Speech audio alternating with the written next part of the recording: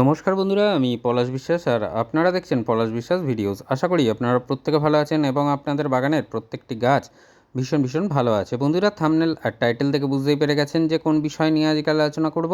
হ্যাঁ, আজকে শুধুই আলোচনা করব এবং দেখাবো যে কোন কোন উপাদান ব্যবহার করতে হবে যাতে করে আপনাদের জবা গাছের পাতা যাদের কুঁকড়ে গেছে বা কুঁকড়ে যাচ্ছে সেই পাতা আর কুঁকড়াবে না।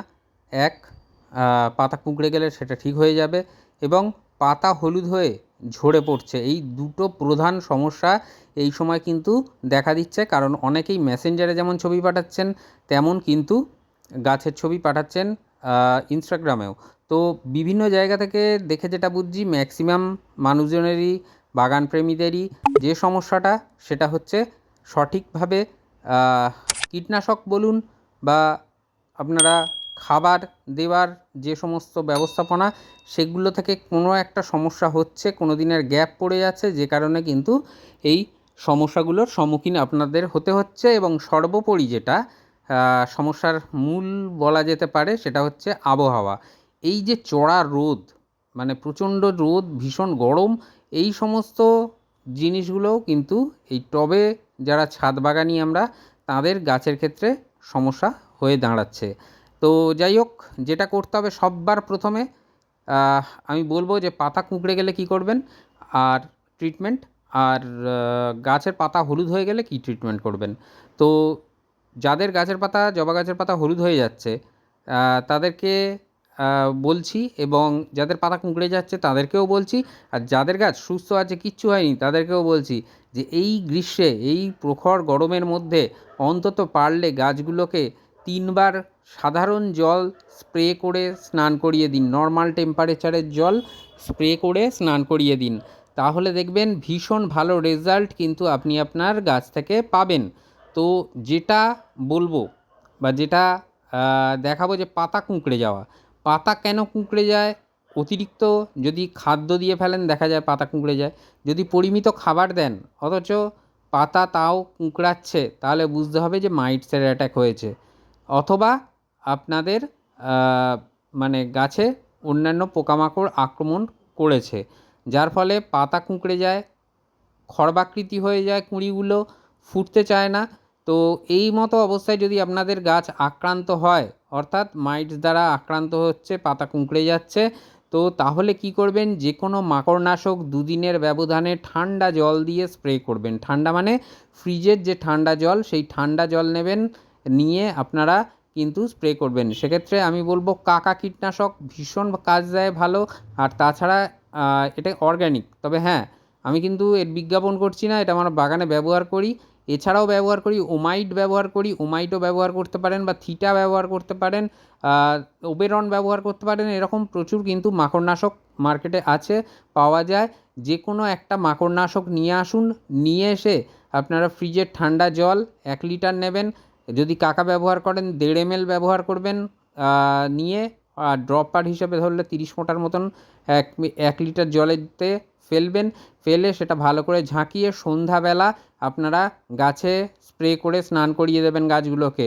পাতার নিচের দিকগুলো ভালো করে স্প্রে করবেন, কারণ পাতার তলাতেই যদি মাকড় লেগে থাকে বা অন্য পোকামাকড় থাকে, মূলত এরা পাতার নিচে বা মানে বাসা স্থাপন করে। তো পাতার রস বা কুঁড়িতে লাগলে কুঁড়ির রস এগুলো চুষে খায়, খেয়ে কিন্তু পাতা কুঁকড়ে যায়, হলুদ হয়ে যায়, গাছও মানে নষ্ট হয়ে যায়, আর অবশ্যই কুঁড়িগুলোও হলুদ হয়ে ঝরে পড়ে এই রকম চোষক পোকা বা মাকড়ের আক্রমণের ফলে। তো এই কাজটা করবেন প্রতিদিন। গাছগুলোকে যদি স্নান করিয়ে দেন, পাতা এই রকম চকচকে সবুজ হয়ে থাকবে, কারণ কোনো যেমন ধুলোবালি থাকবে না গাছের পাতার উপরে, তেমন কিন্তু কোনো পোকামাকড়েরও আসার সম্ভাবনা প্রায় 90% কমে যায় যদি আমরা প্রতিদিন গাছগুলোকে স্প্রে করে স্নান করিয়ে দিই সাধারণ জল দিয়ে। তো সেই জন্য বলবো, আর গাছের পাতাও চকচকে সবুজ থাকবে, কারণ সালোক সংশ্লেষ খুব ভালোভাবে করতে পারবে এই সমস্ত গাছগুলো। গাছের পাতার মাধ্যমেই, যেহেতু গাছের পাতা যেহেতু রান্নাঘর, সেটাকে যদি পরিষ্কার করে রাখা যায় তাহলে সূর্যালোক কিন্তু খুব ভালোভাবে গ্রহণ করবে, এবং দারুণ রেজাল্ট কিন্তু আপনি পেয়ে যাবেন আপনার জবা গাছ থেকে। তো বন্ধুরা, যেটা এরপরে বলবো যে আশা করি কীটনাশক, কীটপতঙ্গের ব্যবহারটা বুঝতে পারলেন যে কীভাবে রোধ করতে হবে। আর হ্যাঁ, সুস্থ গাছেও 10 দিনের ব্যবধানে কীটনাশক ব্যবহার করবেন। যে কোনো 2 ধরনের কীটনাশক ব্যবহার করতে পারেন, কাকা করতে পারেন বা টাফগার করতে পারেন। এরকম দুটো আলাদা কম্পোজিশনের কীটনাশক ঘুরিয়ে ফিরিয়ে 10 দিন ছাড়া গাছে স্প্রে করুন। কোনোভাবে পোকামাকড় দ্বারা আক্রান্ত হবে না আপনার গাছ।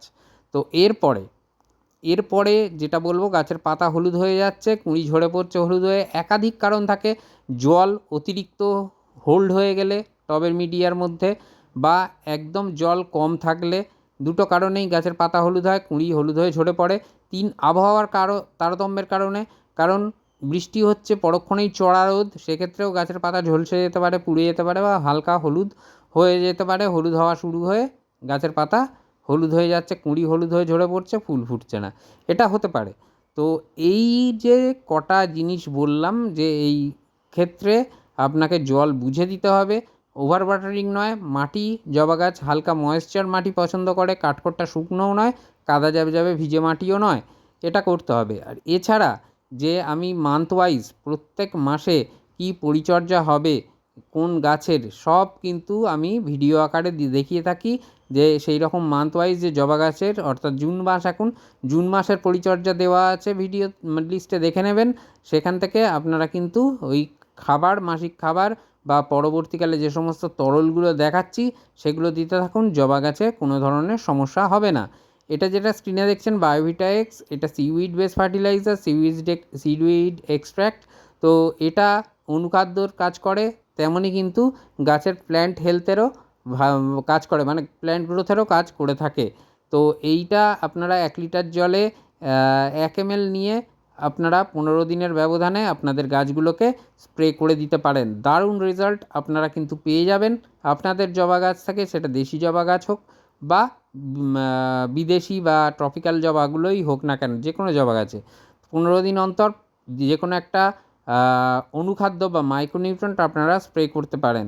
আমি বায়োভিটা দেখিয়েছি মানে ওটাই করতে হবে এমনটা নয়, যেটা আপনাদের হাতের কাছে আছে, যেটা আপনারা ব্যবহার করেন সেটাই করবেন, দারুণ রেজাল্ট পাবেন। সেটা হতে পারে অ্যাগ্রোমিন গোল্ড, অ্যাগ্রোমিন ম্যাক্স, বা আপনার সাগরিকা, অথবা অল ইন গোল্ড সুপার, মোবোমিন ইত্যাদি ইত্যাদি প্রচুর মাইক্রোনিউট্রিয়েন্ট মার্কেটে পাওয়া যায়। সেই রকম যে কোনো একটা মাইক্রোনিউট্রিয়েন্ট আপনারা নিয়ে গাছের পাতায় স্প্রে করে দেবেন, খুব ভালো রেজাল্ট পেয়ে যাবেন আপনাদের এই ট্রিটমেন্টের ফলে। অর্থাৎ আমি যেভাবে বললাম সেভাবে করুন, দেখবেন কোনো সমস্যা নেই। মাসিক খাবার সঠিকভাবে দিন, গাছের পাতায় প্রতিদিন স্নান করিয়ে দিন, স্প্রে করে দিন।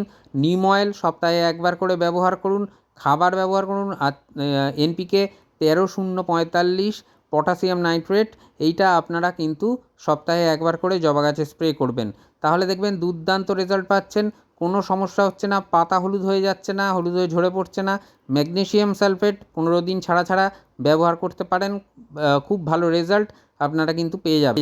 দেখুন বন্ধুরা, জবা গাছ কিন্তু খুব সহজ গাছ, এবং সহজভাবে পরিচর্যা করলে অবশ্যই ভালো রেজাল্ট পাবেন। যেগুলো বলে দিলাম পরপর যদি ধৈর্য ধরে একটু শোনেন আর এইভাবে যদি কেয়ার করেন, আপনাদের জবা গাছ কিন্তু নিয়ে কোনো ধরনের সমস্যা হওয়ার কথা নয়, বা সমস্যা থাকবেও না। তো খাবার সঠিকভাবে দিতে হবে। জবা গাছ একটু পরিমাণে বেশি খায়, তা বলে যে ওভার ওয়াটারিংভাবে, যেমন জল দিতে বারণ করছি তেমন ওভারডোজে খাবার কখনোই দেবেন না। যেভাবে দেখাচ্ছি, যতটা পরিমাণে দেখাচ্ছি ভিডিও লিস্টে দেখুন, জবা গাছের পরিচর্যায় সেই রকম খাবার দাবার দিন, দেখবেন খুব ভালো রেজাল্ট আপনারা কিন্তু আপনাদের জবা গাছগুলো থেকে পেয়ে যাচ্ছেন। তো ফুল সানলাইট গাছের জন্য ঠিক আছে, তবে এখন যে চড়া রোদ উঠছে, 11টার পরের যে রোদটা ভীষণ চড়া থাকছে, তো সেই ক্ষেত্রে গ্রিন নেটের নিচে আপনারা কিন্তু জবা গাছগুলোকে রাখতে পারেন, অথবা যে কোনো যদি পুরনো চাদর ব্যবহার করার মানে পরে যে চাদর পুরনো, সেগুলোও নিচেও কিন্তু টাঙিয়ে নিয়ে সেগুলোর তলাতেও কিন্তু গাছগুলোকে রাখতে পারেন, দারুণ রেজাল্ট পাবেন। এটা আমি বলে দিচ্ছি, পাতা ঝলসে যাওয়া বা পুড়ে যাওয়া এই সমস্ত জিনিসগুলো হবে না, পাতা ঝিমিয়ে যাওয়া এসব হবে না গাছের, আর কুঁড়িও কিন্তু খুব বেশি ঝরবে না। এইভাবে যেভাবে বললাম কীটনাশকের ব্যবহার, এবং তার পাশাপাশি যে মাইক্রোনিউট্রিয়েন্টের ব্যবহার, এনপিকের ব্যবহার যেগুলো বললাম সেগুলো করতে থাকুন। আর কোনো দিকে কোনো অসুবিধা হবে বলে জবা গাছ নিয়ে এই যে পাতা কুঁকড়ে যাওয়া বা হলুদ হয়ে যাওয়া, ঝরে পড়া, এগুলো থাকবে বলে আমার আর মনে হয় না। তো আজকের মতো এ পর্যন্তই, আবার আসছি আগামীকাল ঠিক সন্ধ্যে 6টায়। ততক্ষণ সকলে সুস্থ থাকুন, ভালো থাকুন, প্রচুর পরিমাণে গাছ লাগানোর পাশাপাশি দেখতে থাকুন পলাশ বিশ্বাস ভিডিওস। মন থাকছে সবুজ, পৃথিবী সবুজময়, এই বলে আজকে এখানেই সমাপ্ত করছি। আবার আসছি আগামীকাল ঠিক সন্ধ্যে 6টায় নতুন কোনো গাছের পরিচর্যা বিষয়ক নিয়ে। হ্যাপি গার্ডেনিং বন্ধুরা, নমস্কার।